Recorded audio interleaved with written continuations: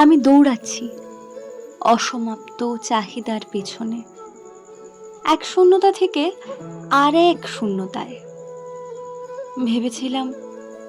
ভেবেছিলাম একদিন পূর্ণ হব, ভেবেছিলাম সব পাওয়া হবে।